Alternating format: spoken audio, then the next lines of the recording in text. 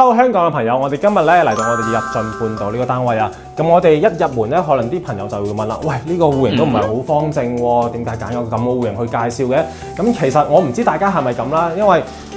平時睇啲方方正正嘅單位睇多咗啊，會有視覺疲勞。但係我一入到咧，我見到呢啲咁嘅戶型咧，其實我反而會覺得比較獨特，比較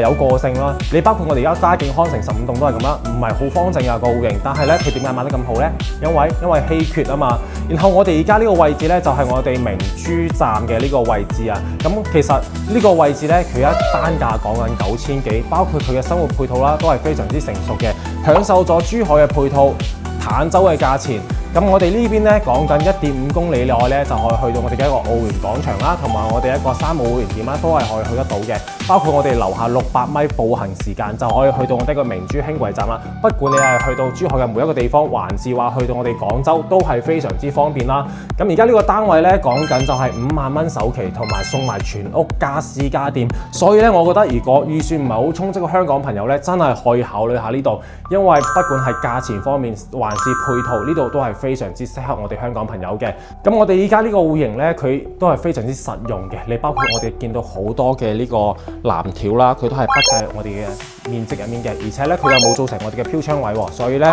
佢實用率係非常之高㗎。所以呢個單位，咁如果感興趣嘅香港朋友咧，真係可以揾下 Max， 到時候咧我可以發啲詳細嘅資料包俾你啦，同埋我哋嘅折扣網源俾到你。